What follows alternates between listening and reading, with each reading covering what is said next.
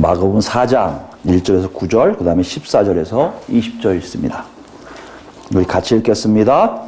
예수께서 다시 바닷가에서 가르치시니 큰 무리가 모여들거늘 예수께서 바다에 떠있는 배에 올라 앉으시고 온 무리는 바닷가 육지에 있더라.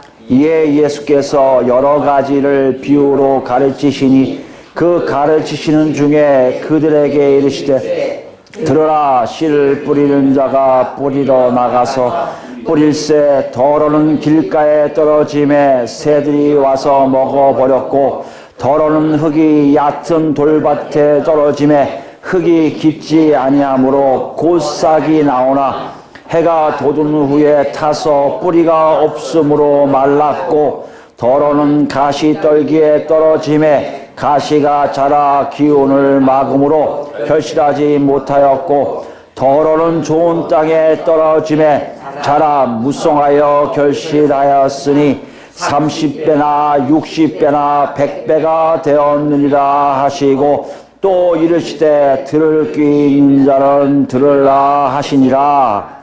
14절입니다.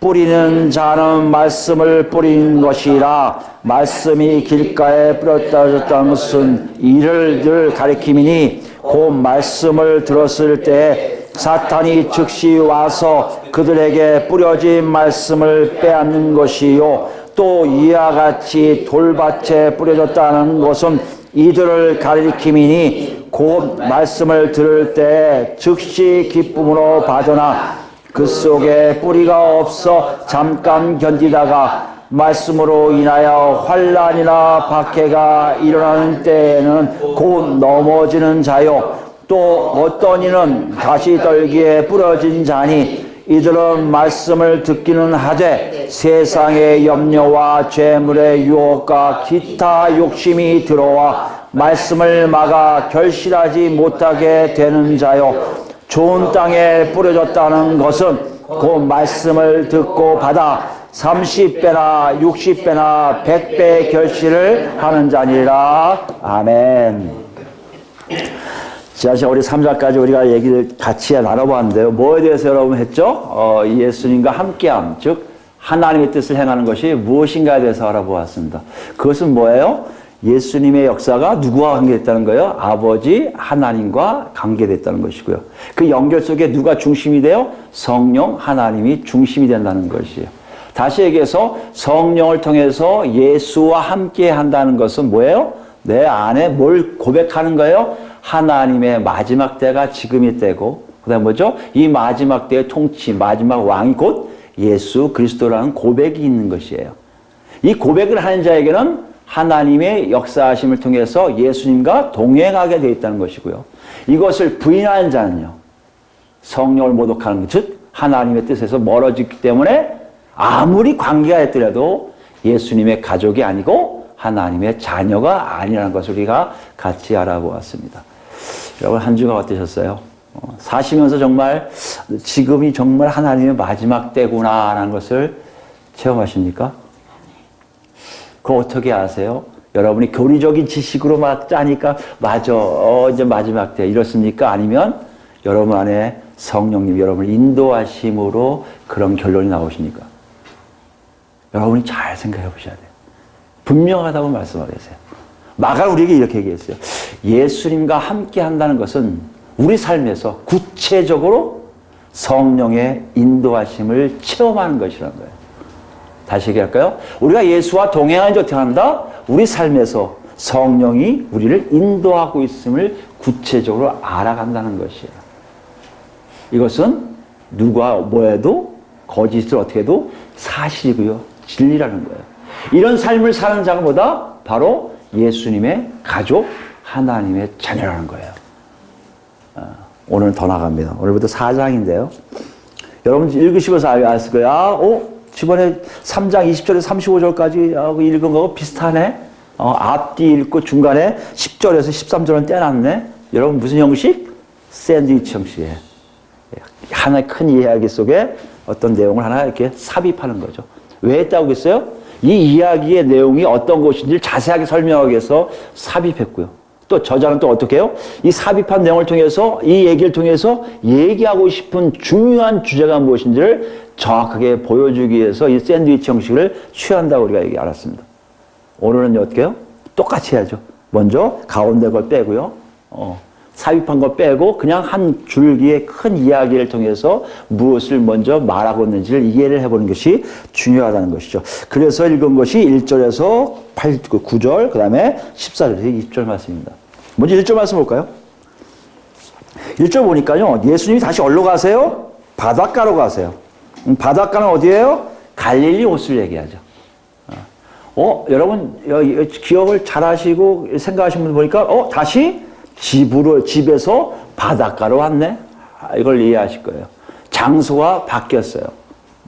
마가의 의도성이 있다고 봐야죠. 먼저 산에서 다시 집에서 바다로 다시 가는 그 모습을 같이 가고 있는 거예요. 그 장면을 하면서 맨 처음 바다도 있었죠. 예, 회당, 바다, 그 다음 산 이렇게 있죠. 여러분 기억하실 거예요.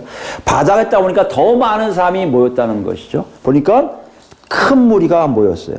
근데 여기서 우리가 중점적으로 들어야 될 말씀은 본론에 들어가기 앞서서 마가가 쓴 내용들, 그 설명한 내용 중에서 우리가 핵심적으로 알아야 될 중요한 단어가 뭐냐면 가르치시니에요. 가르치시니. 2절에 나옵니다.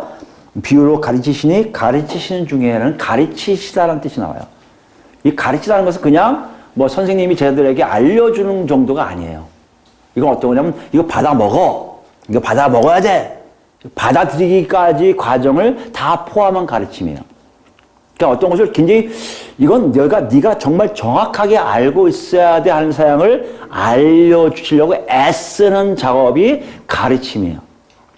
여기 보니까 예수님이 무엇인가를 가르치려고 애를 쓰고 있다는 거예요. 알려주려고 애를 쓰고 있다는 거죠. 누구에게요? 거기 모인 많은 무리들에게.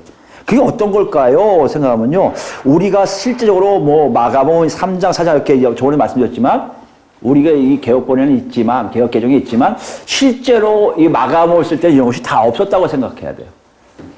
그러니까 3장 있는 내용과 4장 있는 내용이 연결되고 있다고 알 수 있어요. 3장이 무슨 내용이에요? 누가 예수님의 가족인가? 하나님의 뜻을 행한 자가 누군가? 이걸 얘기했다면 그 가르침의 핵심이 뭘까요? 거기서 출발하든지 거기서 더 나오겠죠. 이걸 놓치면 안 돼요. 지금 예수님이 예수의 가족이 누구인가에 대한 얘기를 하신 다음에 거기에 연이어서 어떤 중요한 것을 지금 가르치시려 하고 있구나라고 마가는 의도적으로 기록하고 있다는 것이에요. 그게 어떤 내용인가요? 그게 2절부터 나옵니다.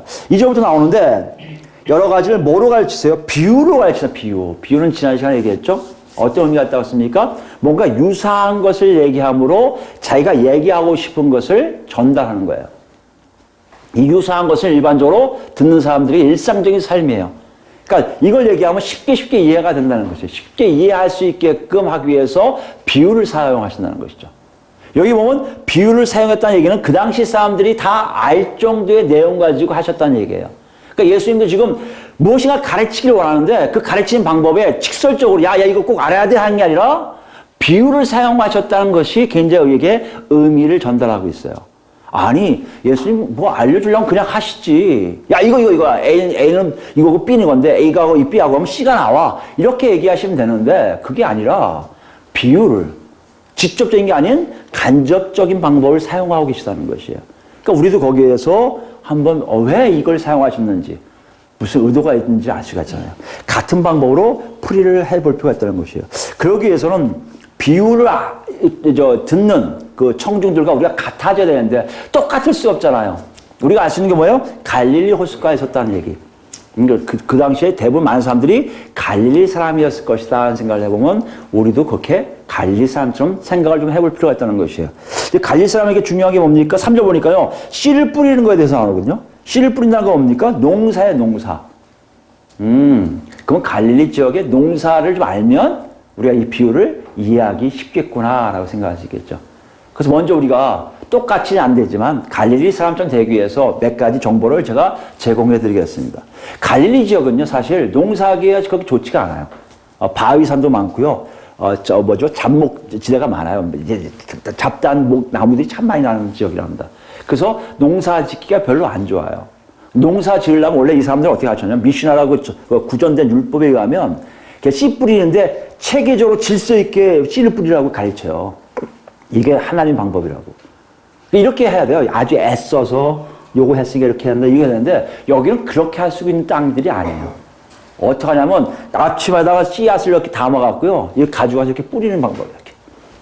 이렇게 뿌릴 수밖에 없어요. 뭐가 좋은 땅인지 아닌지 모르니까. 척박하니까. 그래서 되면 되고, 아니면 안 되고, 이런 마음으로 할 수도 있지만, 하여튼 이런 방법으로 씁니다. 그리고 어떻게 해요? 수확이 많지가 않죠. 다른 비옥한 지역보다 훨씬 더 약해요. 그러니까 다른 비옥한 지역에서 얻는 수확 정도면 대단히 많이 수확하는 땅이에요. 이게 갈릴리 지역의 농사에 대한 관련된 얘기예요. 이것만 여러분이 잘 갖고 계시면 오늘 비유를 읽으면서 어느 정도 이해가 되실 수 있습니다. 다는 아니겠지만, 힘들겠지만, 그 당시 사람도 아니고. 한번 여러분 눈을 따라오세요. 제가 읽습니다. 비유는 왜 이렇게 한다고요? 즉석적이에요. 즉각적이에요. 뭐 이거 얼마 설명 같은 거 나중에 나오지만 설명하는 케이스가 별로 없어요. 그러니까 설명이 나온다는 얘기는 또 딴 얘기지만 우리가 들어서 이해가 되는 것이 뭔지를 일부러 가르치는 사람들이 쓴다는 얘기죠. 먼저 여러분 이해해 보시기 바랍니다. 뭘 배웠는지, 뭘 알았는지요. 제가 읽습니다. 씨를 뿌리는 자가 뿌리러 나가서 뿌릴새 더러는 길가에 떨어짐에 새들이 와서 먹어버렸고 더러는 흙이 얕은 돌밭에 떨어짐에 흙이 깊지 아니하므로 곧 싹이 나오나 해가 돋은 후에 다 사서 뿌리가 없으므로 말랐고 더러는 가시떨기에 떨어짐에 가시가 자라 기운을 막음으로 결실하지 못하였고 더러는 좋은 땅에 떨어짐에 자라 무성하여 결실하였으니 30배나 60배나 100배가 되었느니라 하시고 했어요. 여러분 이걸 들으면서 한번 눈을 딱 봤으니까 어떤 건지 모르겠지만 여러분이 지금 집중해서 보셨다면 뭘 지금 보여준 것 같아요? 이걸 내용이 어떤 한 사진이 나오지 않을까요? 여러분 지금 다 갖고 계신 것이에요. 제가 그걸 정리해 드릴게요. 맞는지 보세요. 사진을 보여주고 계신 것 같아요. 사진에 누가 있습니까? 씨 뿌리는 자가 이렇게 있어요. 아까 했지만 앞치마에다 씨앗을 잔뜩 담아서 씨를 뿌리러 나갔어요. 그리고 어떻게 해요? 씨를 뿌려요. 씨를 뿌리는 장면이 있을 거예요, 분명히. 근데 그거 어때요? 땅이 보여지는데, 일정한 땅이 보여지는데, 어디에서는 막 수확에 열매가 막 맺어져 있고요. 어디서는 열매가 없는 것이 보여요. 그 사진 여러분 보여주십니까? 여기서 여러분 중점적으로 지금 얘기하시고 싶으신 게 뭐예요? 지금 씨 뿌리는 자의 모습 속에서 뭘 지금 보여주고 계세요? 가장 핵심이 뭡니까? 여기 보니까 결실하는 것과 결실하지 못하는 것이 있다는 것이에요. 아, 요거 몇 가지가 중요하구나. 사진에서 가장 핵심적인 게 뭡니까? 결실하는, 우리말로 하면 열매를 맺는 것과 맺지 못하는 것이 있다라는 것을 보여주고 계세요. 그것을 자세하게 설명하고 계신 거예요. 여러분, 요 그림을 보세요.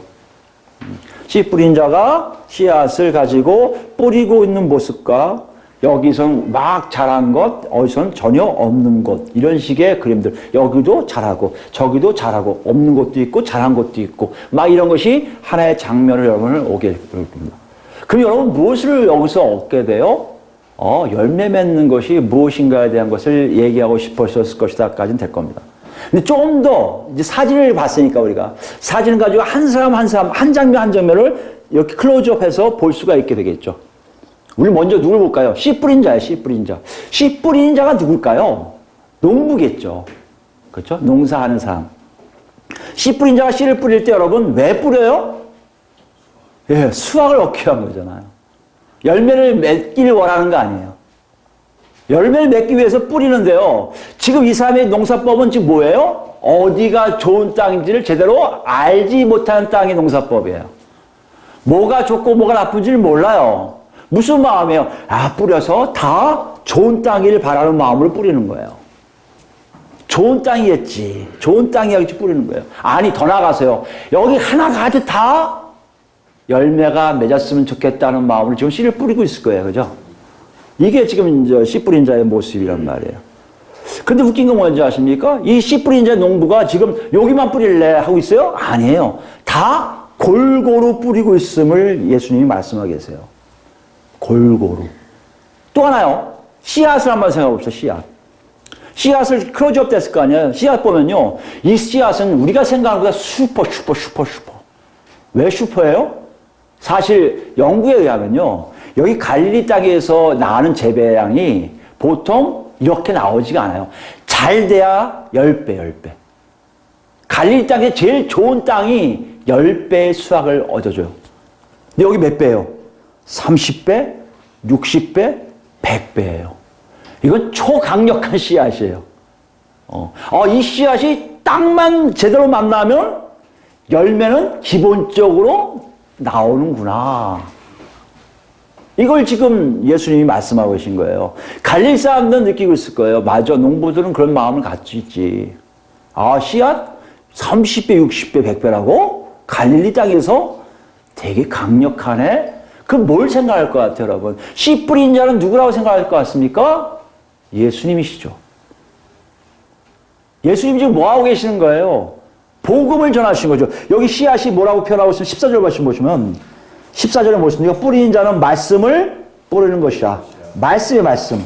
이거 말씀 가지고 우리가 생각할 때 뭐 하나님 말씀 어쩌는데 사실 문맥을 보면요. 이 로고스라는 게 지금 뭘 얘기하고 있을까요? 예수님이 처음부터 얘기한 때가 찼으므로 때가 찼고 하나님 나라가 가까웠으니 회개하고 복음을 믿으라는 이 말씀이겠죠. 복음 전도예요. 더 나아가 뭐예요? 이제 마지막 때가 왔으니 메시아를 믿고 네가 살아나라는 거 아니에요. 이제 마지막 때가 왔으니 성령의 이끄심을 받으라는 내용 아니겠습니까? 이 얘기를 지금 하고 있는 거예요. 그러면 예수님이 지금 뭘 하고 계신 거예요? 씨 뿌리고 있는 장면을 지금 연상시키는 거예요. 왜 이 장면이 나왔을까요, 여러분? 제가 그래서 얘기했잖아요. 3장의 내용을 이해하지 못하면 이해 못한다고. 3장이 어떤 내용이에요? 분명히 사역을 다하고 12제자를 세우고 난 다음에 어떤 일이 일어납니까? 자기하고 친근했던 사람들, 심지어 자기의 직계 가족들 자기를 멀리하고 있단 말이에요. 방해하고 있단 말이에요. 실제적으로 예수의 가족이 무엇인가에 질문해서 멀어지고 있었는데 예수님은요 이미 씨 뿌리고 있는 장면의 모습을 보이고 계신 거예요. 내가 복음을 전도했는데 그들은 뭘 본다? 나를 귀신이 집혀서 저 이상한 짓을 하고 있다고 생각하는 사람들이 있을 거라는 것이에요. 지금 뭐 하는 장면이에요? 예수님이 복음을 선포하고 계신 장면을 지금 얘기하고 있는 거예요. 그러면 예수님은 어떤 장면이에요? 한결같으세요. 차별이 없으세요. 농부처럼 모든 사람들이 다 그 복음을 받기를 원하고 계시다는 것이에요. 이 장면을 지금 갈릴리 무리들에게 지금 보여주고 계세요. 아니, 여러분 그런 걸 떠올랐습니까? 여러분 제가 대단하다고 얘기할 정도가 아니라 하나님과 여러분 분명히 관계하고 계실 거예요. 근데 이걸 봤을 때 그게 없었다? 괜찮아요, 아직은요. 노크 소리가 있을 테니까. 여러분과 제가 지금 이 비유를 통해서 그것을 얘기하고 계시다는 거죠. 풀이가 마지막 나오고 있지만 그거예요. 비유도 마찬가지예요. 쌀도 마찬가지예요. 씨앗도 마찬가지예요. 씨앗이라는 게 그 복음은요 엄청 강력해요. 사람의 노력이 필요 없어요. 물 줄 필요 없어요. 제대로만 만나면 열매를 맺어요. 이러면서 지금 이렇게 얘기하시는 거예요. 얘들아, 잘 들어. 내가 씨 뿌린다고 이제 내 씨를 뿌릴 거라고 하지 않았어. 이미 나는 씨를 뿌렸어. 씨를 뿌렸는데 말이다. 너희들이 본 사진처럼 어디에는 열매를 맺고 있고 어디에는 열매를 전혀 맺지 못하고 있다는 것이에요. 그리고 물어봐요. 너희들은 지금 어떠니? 여러분 우리에게도 물어봐야 돼요. 우린 더해요 지금. 예수님 십자가 못 박혀 죽으시고 부활 승천하시고 성령님이 오셨다고 생각해요. 우리 안에는요 예수를 만나서 나는 예수의 가족이라고 생각하는 사람도 많이 있어요. 나는 하나님의 자녀라고 생각하는 사람 많이 있어요.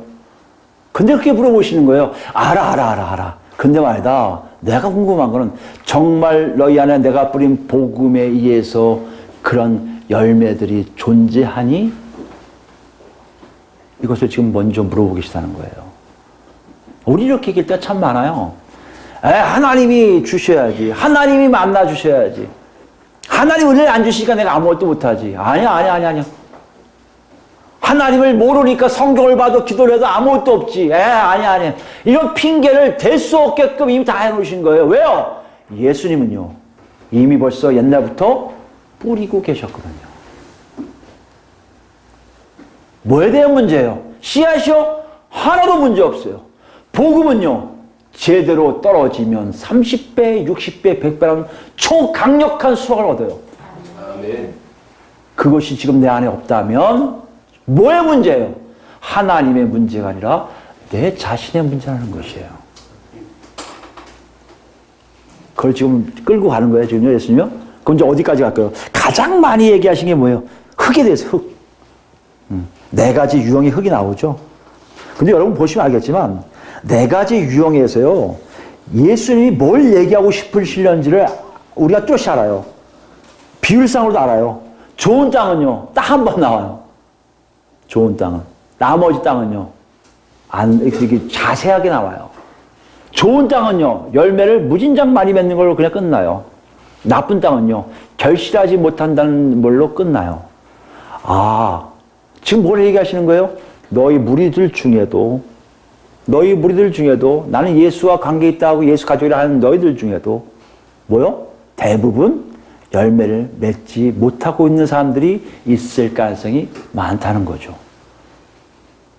왜 못 맺을까요? 딱 한 가지예요. 8절에 더러는 좋은 땅이란 표현의 끝. 좋은 땅이면 맺어요. 근데요, 위에는요, 왜 못 맺어요? 위에 땅들은 좋은 땅이 아니라는 거예요. 그럼 뭐가 좋은 땅인가에 물어보고 있어요. 어떤 것이 좋은 땅이냐? 우리가 읽어서 알겠지만 4절, 5절, 7절 읽으면 알겠지만 땅은 땅인데요. 그 땅의 상태를 얘기해요. 좋은 땅에 대해서 상태를 얘기하지 않았어요. 좋은 땅이 어떻게 한다고요? 열매가 자동적으로 열리니까. 강력하게 열리니까 좋은 땅이야. 그림이 나오잖아요. 그죠? 근데 나머지 땅은 왜 안 나와요? 좋은 땅이 아니야. 왜요? 상태가 안 좋아서. 어떤 상태인가요? 먼저 4절 보시면 길가예요. 길가라는 건요, 이게 뿌리다 보면 이게 보행길이에요. 농부들이 갈 수 있는 길을 이렇게 만들어 놨거든요. 그 길에다 뿌려진 거예요. 근데 그걸 어떻게 풀이합니까? 15절 가보시면 길가에 뿌려진 것은 뭐예요? 말씀을 들었을 때 사탄이 즉시 와서 그들에게 뿌려진 말씀을 빼앗는 것이에요. 왜 열매 못 맺는다고요? 말씀이 가기도 전에 말씀이 닿질 않아요. 그 상태. 아, 그런가? 지금 녹화하고 계시는 거예요. 내가 뭐다? 말씀이 들어오기 전에 말씀이 오지 않는 상태라는 얘기예요. 두 번째 상태 어떤 거예요? 5절이에요. 흙이 얕은 돌밭이에요.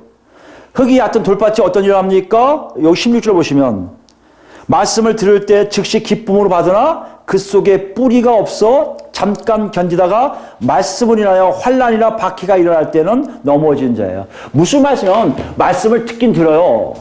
듣는데 기뻐요. 복음이구나. 드디어 마지막 때 예수 믿으면 되는구나. 이러다가 그 예수 믿는 거 된 걸 뿌리를 내리지 못해요.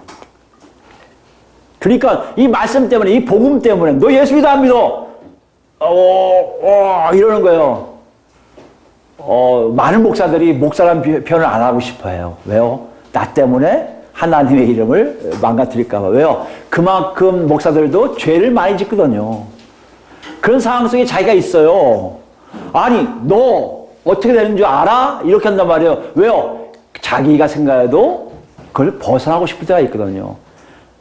근데 심지어 말씀 복음을 가지고 하는데 옆에서 자꾸만 고통이 오고 문제가 생기고 심지어 박해가 들어오면 그 복음에서 말씀에서 떠나는 자들이 바로 어디다? 열매를 맺지 못하는 거예요. 결론이 뭡니까?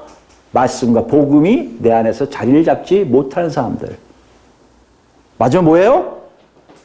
7절 보니까 가시떨기에 떨어짐에 가시가 자라. 가시떨기에 떨어지는 건 뭐예요? 18절인가요? 18절 보시면 18절에 보면 말씀을 듣기는 하되 어떻게 해요? 19절 세상에 여기 세상이라는 건 시대를 얘기해요. 시대. 내가 살고 있는 시대의 흐름이 있잖아요. 그 흐름에 의해서 염려가 생기는 거예요. 나는 어떻게 살아야 되지? 이 흐름 속에 내가 어떻게 살아야 하지 하는 염려? 재물에 대한 유혹. 그 다음은 돈이 필요한데 돈을 준다네 어디서? 돈을 벌게 해준다네 그런 유혹. 그 다음에 뭐요? 기타 욕심이에요. 자기 눈에 보이는 자기 삶 속에서 욕심이 보이니 복음이 들어와도 그 복음이 관심 없게 가는 거예요. 이렇게. 이런 사람들보다 열매를 맺지 못한다는 것이에요. 예수님이 세 가지 유형을 설명을 함께 답을 주시면서 무리들에게, 아니 우리들에게 이걸 말씀하고 계시다는 거예요. 여러분 어디에 계십니까? 좋은 땅이에요? 이건 설명도 없어요. 왜요? 열매가 맺어지니까. 어디 땅이에요, 여러분? 이쪽이요? 이거나 이거나 똑같이 열매를 맺지 못해요. 이런 상황 속에 지금 뭐요? 우리가 처해 있다는 것을 지금 비유는 우리에게 보여주고 있고 묻고 있는 거예요. 예수님 우리에게 묻고 계십니다. 얘들아, 너희는 지금 어느 상태에 있느냐? 이렇게 되면요. 저도 그랬으니까요. 이런 얘기가 무섭잖아요. 그게 무슨 얘기예요? 열매 맺지 못하면 예수님의 가족이 아니라는 뜻이고, 열매 맺지 못하면요, 하나님의 자녀가 아니라는 것을 알기 때문에 막 머릿속에 여러분 여기 들이부시면서 그럴 거예요. 아, 복잡하게 막 생각할 거예요. 나는 있나? 나는 어디에 있지? 아니야, 난 좋은 열매일 거야. 좋은 땅일 거야. 열매 맺고 있을 거야. 그럼 열매가 뭐가 있지? 하고 막 계산해 볼 거예요. 이것도, 난 그래서 좋은 땅일 거야. 이렇게 생각할 거예요. 근데 문제가 뭔지 아세요? 비유는 그렇게 하는 게 아니에요. 비유의 무서움은요, 비유는 즉각적이에요. 여러분이 함께 물어볼 때요, 나에게 열매가 있는지 없는지를 확연하게 알게 하세요. 내가 지금 열매가 없는 자구나, 내가 열매 있는 자구나, 확연하게 알게 하신다는 거예요. 무슨 말씀이에요? 아, 들었을 때 나한테 열매가 어딨어, 나한테 열매가 어딨어, 이런 상황 없는 거예요. 열매 있는 자가 뭘까요? 전주에 했던 것 똑같이 내가 누구 앞에 있는 거예요? 예수 앞에 있는 거고요.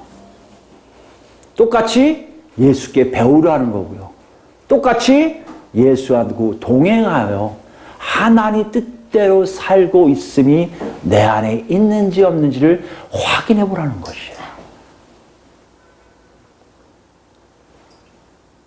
여러분 어디 계십니까? 정말 그러고 계십니까? 지금! 과거 말고, 미래 말고, 지금! 내 안에 예수에게 가서 배우고자 하는 그런 마음이 자꾸만 있어서 나가고 계십니까? 그 여러분 좋은 땅이에요. 그렇지 않고 과거는 있었는데 지금은 없어요? 셋 중에 하나일 거예요. 우리가 사실 이렇게 얘기하면요, 저는 이렇게 사장을 준비하면서 제 안에 굉장히 괴로웠던 것이 뭐냐, 한국교회가 갖고 있는 예수를 믿는다는 게 무엇인가의 정의에 대해서 좀 우리가 좀 달리 해야 되지 않을까 싶을 생각이 들어요. 우리 예수 믿는 걸 너무 쉽게 정의해요. 예수 믿습니까? 아, 그러세요? 들어오세요. 세례 받으실래요? 받으세요. 세례 받으셨어요? 이제 선입집사 하세요. 선입집사 하실래요? 이거 하세요. 이거 하시면 이거 하시고. 당신 은혜 더 받았네? 목사 하세요. 이게 예수 믿는 방법이라고 생각해요. 예수 믿는 방법으로 생각하기 때문에 내가 갖고 있는 예수 믿는 걸 얘기하려면 교회 나와서 뭐하고에 다 국한되어 있는 게 참 많이 있습니다. 근데 한번 생각해보세요. 그 당시에 생각해보세요. 이걸 듣던 유대인들이 마음이 어땠을까? 유대인들은요, 뭐니 해도 할례받은 유대인들, 그리고 이방인들하고 혼합하지 않는 유대인들, 사마리아인이 아니라는 거죠. 그 사람들 대부분, 죄인이 아닌 이방인들은요, 대부분 다, 자기들이 하나님의 백성이라 여겨요. 네가 하나님 되는 백성이 증거가 뭐 있어? 그럼 뭐라고 그래요? 나 율법 지켜요. 나 안식일 거룩히 지켜요. 정결법 지켜요. 저요, 금식도 가끔 해요. 저요, 잘못한 것은 가서 제사 지내요. 그리고 구존된 율법 속에 하나도 어기려고 애쓰지 않아. 다 지키려고 애쓰는 게 내 안에 있어요. 지금 그런 사람들이 모여 있는 거예요. 그런 사람들 모여 있는데 예수님이 뭐라고 하신 줄 아십니까? 너희들 중에 열매가 있는지 없는지 확인해 보라. 열매가 있어야 진정한 하나님의 백성이라고 얘기하신다는 거예요. 그 열매가 뭔데? 내가 뿌린 복음의 메시지가 너희 삶 속에 어떻게 반응하는지 봐. 지난주에 얘기했던 남들처럼 와서 예수 앞에서 뭔가 배우려고 이러고 있어? 아니면 문 밖에서 예수 나와 이러고 있냐? 이거의 차이를 얘기하고 있다는 것이에요. 아무리 내가 하나님의 자녀라고, 아무리 하나님의 백성이라 하더라도 지금 현재 내 안에 복음 때문에 일어난 일들이 없다면 너희는 뭐다? 하나님의 자녀가 아니란 얘기예요. 그때 우리도 봐야 돼요. 이제 교회 나오는 거, 직분 있는 거, 성경 공부에 성경 많이 하는 거, 이것도 물론 포함될 수 있어요. 그러나 이건 아닐 가능성이 많아요. 뭡니까 지금요? 정말 예수와 동행하고 있는지를 여러분이 실제적으로 판단하셔야 된다는 것이에요. 그거 어떻게 할 수 있어요? 어떻게? 오늘 예수님이 우리에게 친절하게 그런 키를 딱 놓으셨는데 그 키가 뭡니까? 3절 3절. 3절 보면요. 제가 읽지 않았죠? 뭐 해야 돼요? 들으라. 들으라. 들으라 얘기는 경우는요. 이 듣다는 것은 그냥 듣는 걸 얘기하는 게 아니에요. 귀가 있으니까 이렇게 듣는 게 아니에요. 뭐요? 경청하라는 거예요. 주의하라는 거예요. 집중하라는 거예요. 집중해서 듣는 것을 들으라고 표현하신 거예요. 그리고 끝나신 다음에 9절에 뭐라고 하십니까? 이르시되 들을 귀 있는 자는 들으라. 들을 게 경청하고 주의하고 집중해서 듣게 되려고 하는 사람들은 뭐야? 주의해서 들으라는 것이에요. 무엇을 얘기할까요? 여러분과 제가 정말 열매가 있는지 없는지 생각을 해보는 게 있는 것 같기도 없는 것 같다? 그런 거에 대한 게 아니에요. 비유를 말씀하실 때, 예수님이 비유를 말씀하실 때 태도가 다 제각기 나온다는 얘기예요. 어떤 태도요? 예수님이 말씀하실 때 조용해, 시끄러. 조용히 해. 이거예요. 근데 어떤 사람이 이럴 거 아니에요. 집에 가서 먹을 거 없나? 왜 저 양반은 귀신 안 내쫓고 왜 병 안 고쳐? 이런 사람도 있을 거 아니에요. 어떤 사람은요. 뭐라 그러는지 하나도 안 들려. 이런 사람도 있을 거 아니에요. 지금 앉아있는 사람들의 태도에 대해서 지금 예수님이 접근하고 계신 거예요. 너희 상태를 봐라. 내 얘기를 정말 메시아로서 들으려고 애쓰겠냐? 그 뭐예요? 너는 좋은 땅일 가능성이 많다는 것이에요. 그것을 어떻게 풀이하고 계신지 보세요. 15절로 다시 가볼까요? 여기 보시면 재밌는 게요. 말씀이 길가에 뿌려졌다는 것은 이들을 가리킴이니 사람을 지적해. 사람. 이들이 사람을 얘기해요. 말씀이 길가에 뿌려졌다는 것은 이들을 가리키는 거예요. 이들. 이런 사람들이야. 이런 사람들. 어떤 사람들 보세요. 말씀을 들었을 때 사탄이 직접 와서 그들에게 뿌려진 말씀을 빼앗는 것이요. 이러니까 어떤 사람은 야 사탄이 와서 네 말씀 못 뺏게 기도해. 하나님 우리 성막 불막을 쳐주시고 이런 기도 많이 드리잖아요. 그런 개념이 아니에요. 사탄은 뭡니까? 하나님의 대적자예요. 하나님 대적자라는 얘기가 뭐예요? 즉 듣는 사람 태도가요. 듣고 싶지 듣든 말든 아무 신경이 안 쓰는 거예요. 지금요. 아예 일로 들어올 생각을 스스로 차단하는 사람을 얘기해요. 관계없음을 얘기해요. 내가 관계없으니까 안 듣겠다는 거예요. 누구요? 하나님의 예수님의 음성을 듣지 않겠다는 거예요. 그게 길가에 뿌려진 존재예요. 상태가 고모다? 내 자신의 마음에 내가 하는 태도에 내가 반응하는 모습이 나온다는 얘기예요. 여러분 기억해 보세요. 정말 여러분 짜증나고 막 그러면요. 정말 안 듣잖아요. 상대방이 뭐라도 하나도 안 듣잖아요.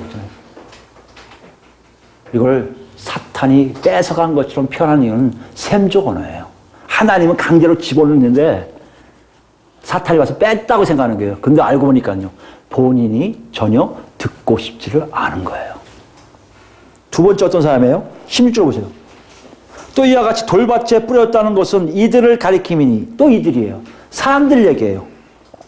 말씀을 들을 때 즉시 기쁨을 받으나 그 속에서 뿌리가 없어 잠깐 견디다. 무슨 말이에요? 말씀을 하면 막 좋아요. 역시 예수님 멋있어. 그러고 싹 가면 잊어버려요. 왜요? 그 말씀이 자기하고 연결을 안 시켜요. 마지막 때 좋지. 그러나 마지막 때 아니야. 이거야. 메시아? 예수가 메시아? 그럴 수 있지. 메시아 좋지. 멋있지. 왕? 찬양할 수 있어. 왕. 그러나 삶은 왕으로 영접하지 않아요. 관계를 전혀 하지 않아요. 뿌리를 낼 수가 없어요. 복음의 역사가 없어요. 아무리 좋은 얘기 들었는데 그것이 나한테 안 와요. 일상생활 속에도 마지막 때와 예수님을 대하는 태도가 전혀 나오질 않아요. 왕인데 그분이. 왕 말을 안 들어요. 누구 말을 들으려고요? 자기 얘기를 들고 싶은 거예요. 자기가 가득 차 있는 거예요. 더한 사람이 누구예요? 바로 18절 말씀이에요. 가시떨기에 뿌려진 자들이니 이들을 말씀은 여기도 이들이에요. 사람들 얘기예요. 말씀을 듣기는 하되 세상의 염려와 재물의 유혹과 기타 욕심이 들어와 말씀을 막아 결실하지 못하게. 무슨 말씀이냐면 말씀을 들어요. 들으면서 난 구원받아야 돼. 구원받아야 하고 뭔지 아십니까? 여기 딱 끼고 예수님 여기 계세요? 딱 끼고 뭐예요? 이쪽으로 가요. 세상에 흐르는 대로 살아요. 이 세상은 이렇게 살아야 돼. 이렇게 안 하면 안 되는 거야. 예수님 잠깐 계세요. 알아. 당신 메시아인 거 알고요. 마지막 된 거 알아. 그러나 나 이렇게 살아야 돼. 나 이렇게 안 살면 못 살겠거든.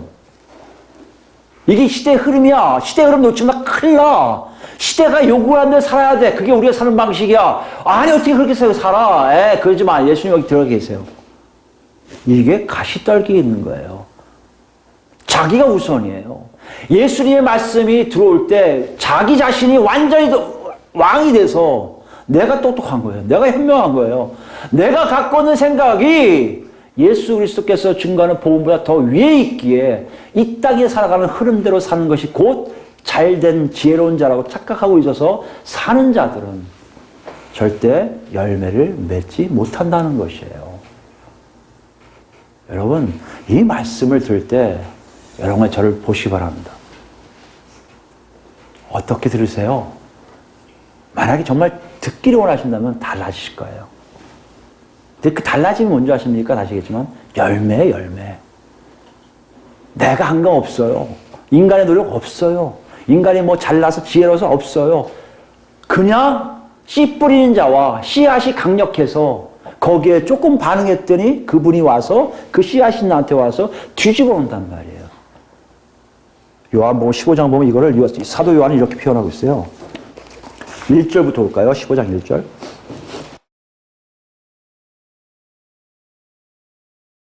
여러분 읽으시면 이해가 될 겁니다. 나는 참 포도나무요. 15장 1절이에요. 요한복음. 내 아버지는 농부라.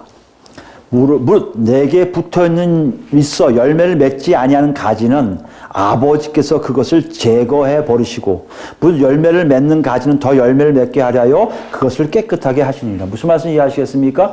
열매를 맺지 못하는 가지는 존재할 수가 없어요. 붙어 있을 수가 없어요. 그러니까 이게 가지에 열매가 있다는 얘기는요, 이미 하나님, 예수님과 관계하고 있음에 대한 모습이에요. 이건 자동이에요, 거의. 붙어 있으면 그거 나옵니다, 좋습니다. 이거 없으면 잘라버리신대요. 잘라버린다는 거예요? 관계 없다는 거예요. 오늘 열매 없는 그 지역들은요, 관계가 있다 없다? 관계 없다고 말씀하시는 거예요. 노력하면 되잖아요. 아니, 네가 씨앗을 받지 않잖아. 복음을 받을 생각 안 하잖아. 씨 뿌린 자를 모욕하잖아. 씨 뿌린 자를 의지하지 않잖아. 땅이 그런데 어떻게 열매 맺어? 그 얘기예요. 3절입니다. 너희는 내가 일러준 말로 이미 깨끗해졌으니 내 안에 거하라. 나도 너희 안에 거하리라. 가지가 포도나무에 붙어있지 아니하면 스스로 열매를 맺을 수 없음같이 너희도 내 안에 있지 아니하면 그리하리라. 이거 아시겠죠? 가지가 나무에 붙어있어야 그 나무로부터 열매를 맺는 힘이 들어온다는 거 아니에요. 이건 가지 역할이 붙어있는 거지 내가 열매를 주려고 애쓴다? 아니냐는 얘기예요. 똑같아요. 복음의 씨앗이 뿌려지면 30배, 60배, 100배 한 초강력한 열매를 맺게 하는 게 하나님이시지 내가 하는 게 아니냐는 얘기예요. 그러니 내가 노력해서 어느 정도 얻었기 때문에 내가 좋은 땅이다 아니냐는 얘기예요.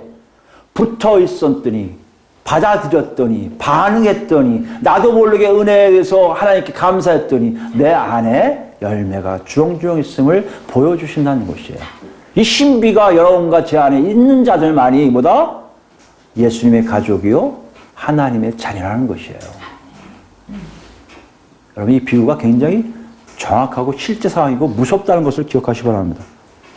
5절입니다. 나는 포도나무여 너희는 가지라. 그가 내 안에 내가 그 안에 거하면 사람이 열매를 맞이 맺나니 나를 떠나서는 너희가 아무것도 할 수 없습니다.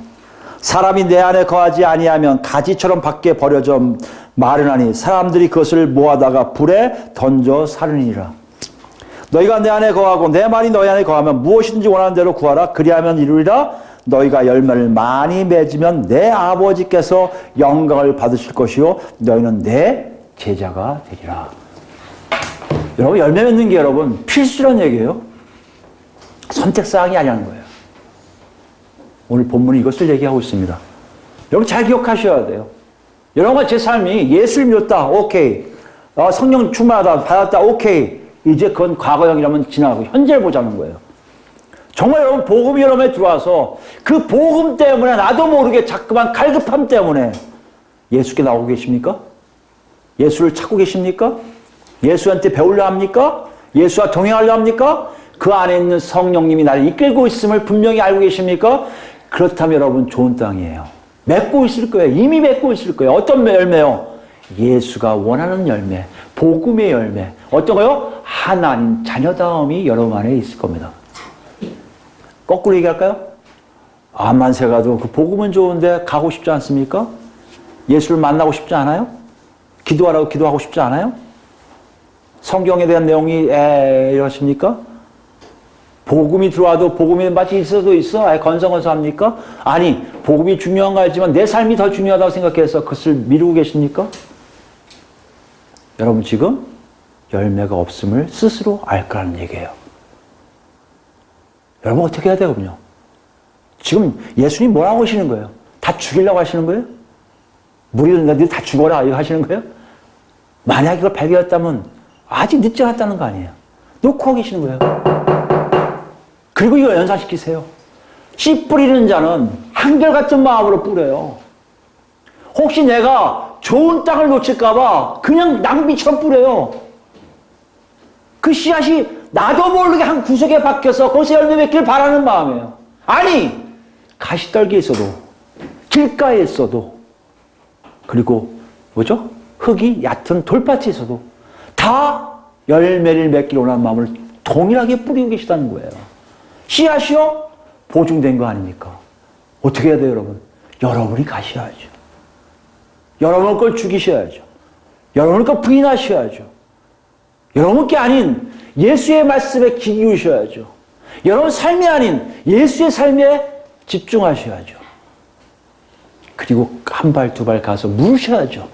살려달라고 하셔야죠. 지금 예수님 그걸 얘기하신 거예요. 유대인들아, 하나님 자녀라고 하나님 백성이라고 생각하는 유대인들아, 너희는 정말 하나님 자녀와 백성이 되고 싶다면 나한테 와서 내가 주는 복음을 믿어야만 된다고 말씀하시는 거예요. 오늘 우리가 똑같이 얘기하세요. 정말 너희가 살고 싶냐? 정말 너희가 천국을 바라고 있냐? 정말 그 안에서 계속해서 살고 싶냐? 그렇다면 너희 안에 있는 놀라운 역사가 나를 통해서 나가고 있는데 너는 어떻게 반응하고 있니? 어떻게 다가오고 있니? 어떻게 집중하고 있니? 이것을 보고 오라고 지금 말씀하시는 거예요. 여러분, 성경은 간단해요.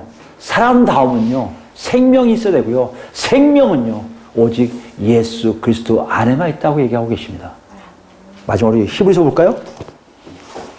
히브리서 6장이에요. 6장 4절 보시면 히브리서 6장 4절 말씀입니다. 한번 빛을 받고 하늘의 은사를 맛보고 성령에 참여한 바 되고, 이건 구원의 역사가 경험하신 사람들 얘기하는 거예요. 그러니까 여기서 아직 노크 소리에 반응 안 하신 예수를 못 만난 분들은 예수를 먼저 만나셔야죠. 여기서 히브리서의 기자가 얘기하는 것은요, 이미 어느 정도 신앙이 되어 있다고 생각하는 사람들 얘기하는 거예요. 여러분과 저 중에 이런 사람이 있다면 잘 기억하시기 바랍니다. 5절입니다. 하나님의 선한 말씀과 내세의 능력을 맛보고도 타락한 자들은 다시 새롭게 하여 회개하게 할 수 없나니 이는 그들이 하나님의 아들을 다시 십자가에 못 박아 드러내놓고 욕되게 함이라. 요거는 한번 뭐요? 타락한 자, 복음에서 벗어난 자들, 열매가 없는 자들은 큰일 난다는 거예요. 회개할 기회가 없다는 거예요. 그 사람들은 영영토록 회개할 이유가 없이 살아가게 되어 있다는 거예요. 자기가 아무리 벗어나도 그것이 벗어난 줄 모르고 자기는 구원받았다 착각하며 산다는 것이에요. 그럼 어떻게 할 수 있냐? 7절 8절이에요. 땅이 그 위에 자주 내리는 비를 흡수하여 밭가는 자들이 쓰기에 합당한 채소를 내면 하나님께 복을 받고, 자기 삶에 열매가 있는지 보라는 얘기예요. 내가 한 게 아닌데 내 안에 나오냐는 문제예요.